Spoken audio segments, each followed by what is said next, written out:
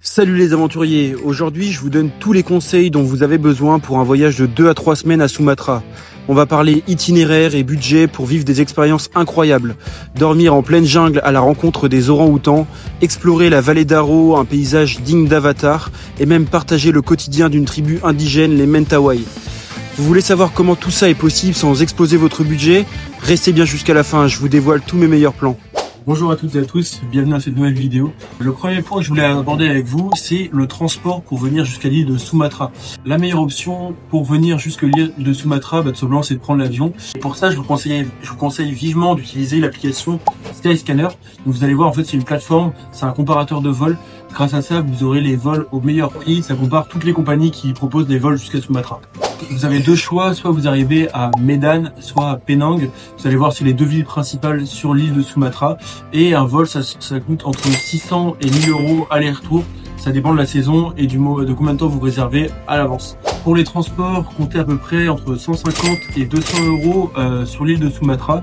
Vous allez voir, vous pouvez également prendre des bus, donc avec One2Go Asia. C'est la plateforme qui référence toutes les compagnies de bus qui vous permettront de bouger sur l'île de Sumatra.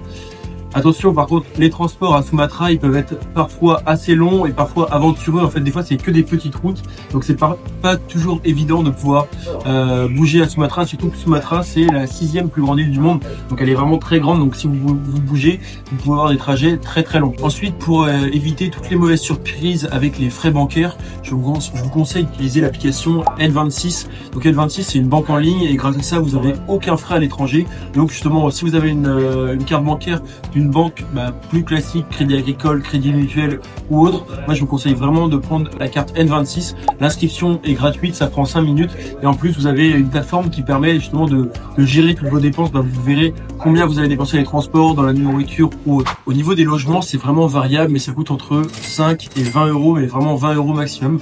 Vous avez tout, vous avez des hôtels, des hostels, des chambres d'hôtes, vous avez vraiment de tout.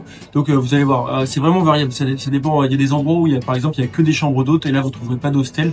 Donc n'hésitez pas, mais c'est un bon moyen de rencontrer les locaux aussi. Donc n'hésitez pas à booker tout ça sur booking.com ou Hostel World. C'est les deux meilleures plateformes pour trouver des logements. En plus, ce qui est bien, c'est que vous avez une petite carte intégrée, donc vous savez où sont les différents hostels en fonction des activités que vous voulez faire sur place. C'est bien de choisir un logement qui est proche des activités que vous voudrez faire. Au niveau des assurances, en fait, vous allez partir dans la jungle. Donc, concrètement, il y a quand même un risque de se blesser, même s'il est faible. Il y a quand même un risque si vous avez le moindre problème. Moi, je vous conseille de prendre l'assurance de voyage Chapka, que ce soit pour 3 semaines, pour 3 mois ou autre. Et en fait, Chapka, il propose différents types d'assurance. Donc, n'hésitez pas à en prendre une. En plus, avec le lien que je vous mets dans la description, vous avez moins 5%. Donc, c'est vraiment hyper intéressant. Et surtout, indispensable, si vous avez moins de problèmes, au moins vous êtes couvert à l'étranger. Sur l'île de Sumatra, je vous conseille vivement d'aller manger dans les warung. Donc, ça coûtera à peu près entre 4 et 5 euros. Donc, c'est vraiment pas cher. Moi, j'allais manger au restaurant concrètement tous les jours.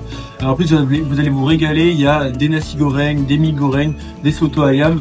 Mais il y a également du redang. Redang, en fait, c'est la nourriture plus locale. C'est de la nourriture que vous ne trouvez pas partout en Indonésie. C'est spécifique à l'île de Sumatra.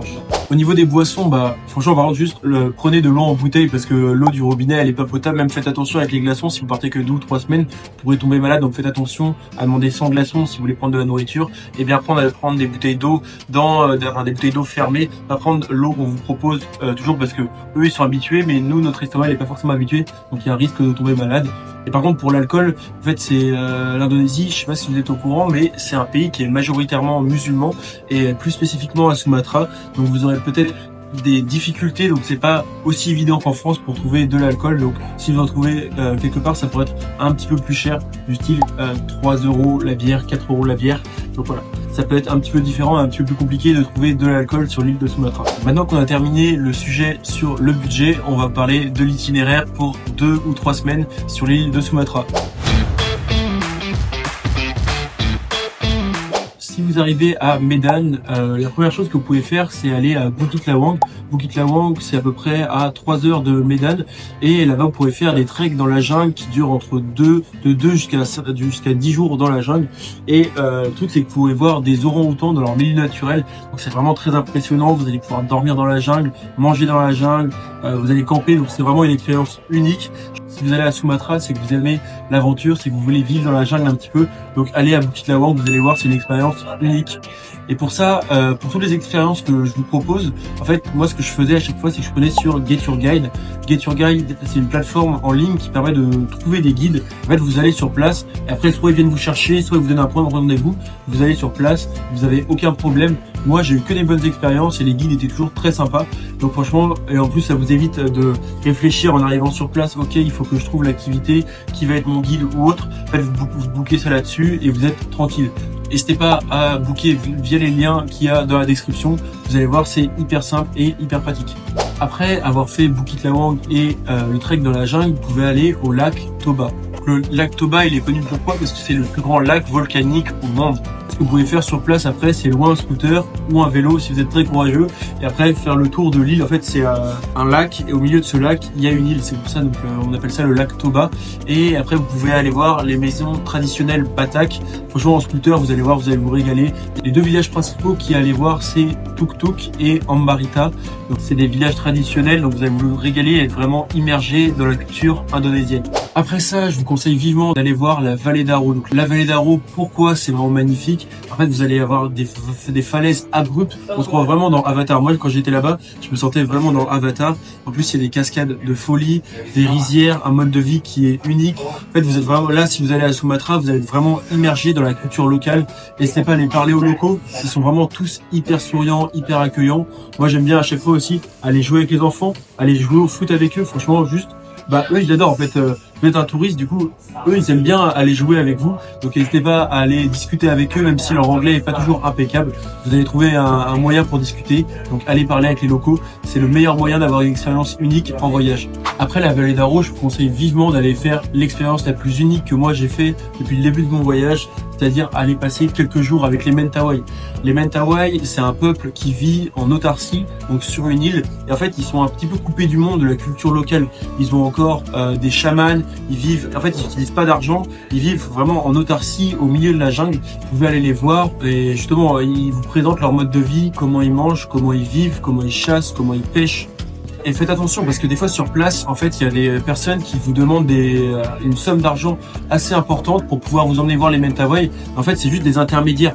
Donc eux, ils prennent juste une grosse commission et franchement, c'est pas le plus intéressant. Moi, quand j'étais sur place, du coup, je suis passé par intermédiaire, j'ai fait l'erreur et après, j'ai vraiment rencontré un local, un Mentawai, qui s'appelait Genjeng. Et justement, en discutant avec lui, on comprend qu'en fait lui il prend qu'une petite partie et que vu que eux ils sont coupés du monde, c'est difficile d'avoir internet, de pouvoir être en relation.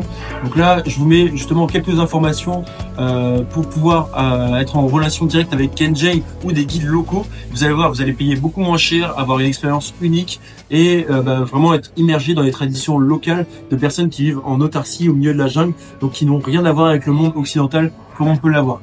Et après les Mentawai, vous pouvez retourner sur la ville de Padang. Donc vous allez voir, c'est une ville, c'est la ville sur laquelle vous allez prendre votre ferry. Vous pouvez revenir ici, profiter de l'ambiance de la ville, c'est vraiment calme, c'est vraiment sympa. Et après, vous pouvez prendre un avion pour retourner en France.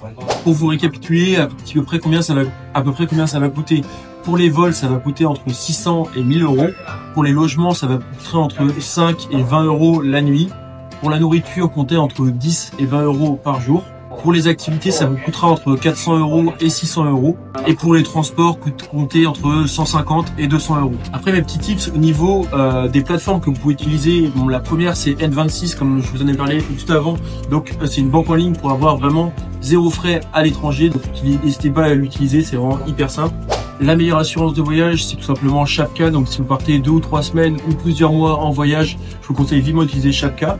Quand vous allez arriver sur place, vous n'allez pas avoir Internet via vos opérateurs Orange, Bouygues ou autres. Donc, je vous conseille vivement d'utiliser Airalo. Donc, c'est une eSIM. Vous allez arriver sur place. Vous pouvez choisir le forfait 5 Go, 10 Go ou plus. Vous payez et vous avez Internet instantanément. Donc, je vous conseille d'utiliser Airalo pour Internet à l'étranger. Pour avoir les vols au meilleur prix, utilisez Skyscanner. Et si vous voulez faire des plans de folie, moi j'avoue que c'est un investissement, mais ça coûte un petit peu cher, mais franchement vous n'allez pas le regretter, c'est d'acheter un drone. Vous allez avoir une vue panoramique sur les plus belles îles de Sumatra, sur la jungle, vraiment tout est magnifique. Donc vraiment si vous voulez acheter un drone, je vous conseille la marque DJI, c'est les plus connus sur le marché. DJI c'est le meilleur rapport qualité-prix, donc si vous voulez en commander un, n'hésitez pas, je vous mets un lien dans la description. Et pour toutes les activités, n'hésitez pas à utiliser Get Your Guide. Donc Get Your Guide, pareil, je vous le mets dans la description. C'est une plateforme qui vous permet de réserver à l'avance votre guide. Et comme ça, quand vous arrivez sur place, vous n'avez pas besoin de stresser. Vous savez déjà que votre guide va faire une excursion de folie. Moi, à chaque fois, j'ai eu des bonnes expériences. Les prix sont vraiment abordables et vous allez juste kiffer. C'est le meilleur moyen d'avoir la meilleure expérience sur l'île de Sumatra. Maintenant, vous avez toutes les clés en main pour gérer votre budget et votre itinéraire sur l'île de Sumatra. Si vous avez des questions, n'hésitez pas à me le mettre en commentaire. Si la vidéo vous a plu, n'hésitez pas à mettre un like et à vous abonner. Et sur ce, je vous dis à la prochaine pour une nouvelle vidéo. Ciao!